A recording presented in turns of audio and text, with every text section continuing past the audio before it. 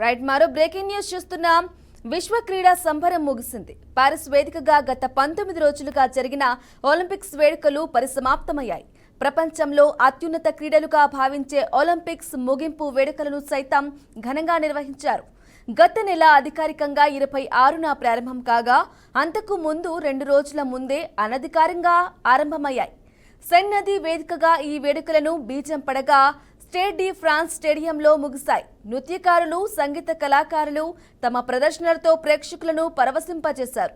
భారత్ తరపున షూటర్ మను బాకర్, హాకీ దిగ్గజం పిఆర్ శ్రీజేష్ పథకదారులుగా వ్యవహరించారు. భారీ ఎత్తున తరలివచ్చిన ప్రేక్షకులకు అభివాదం తెలుపుతూ క్రీడాకారులు వీడ్కోలు పలికారు.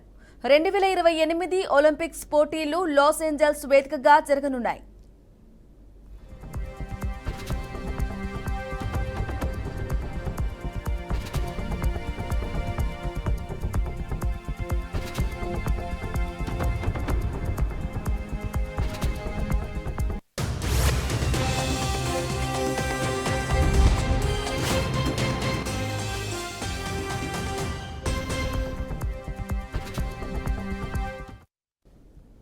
ఈ ఒలింపిక్స్ లో 32 క్రీడాంశాల్లో 329 స్వర్ణ పతకాలకు 206 దేశాలకు చెందిన 10,714 మంది క్రీడాకారులు పోటీ పడగా అమెరికా 40 స్వర్ణాలతో అగ్రస్థానంలో నిలిచింది. చివరి బంగారు పతకాంశం వరకు టాప్లో ఉన్న చైనాను వెనక్కి నెట్టిన అమెరికా పాయింట్ల పట్టికలో తొలి స్థానాన్ని ఆక్రమించింది.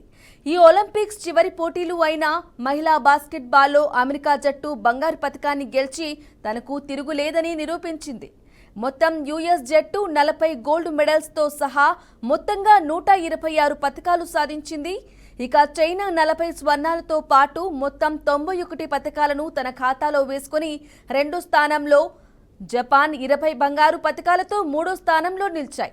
గత టోక్యో ఒలింపిక్స్ లో 7 పతకాలతో 1 స్వర్ణం, 2 రజతం, 4 కాంస్యం, 48వ స్థానాన్ని సాధించిన భారత్ ఈసారి 71వ స్థానంతో సరిపెట్టుకుంది.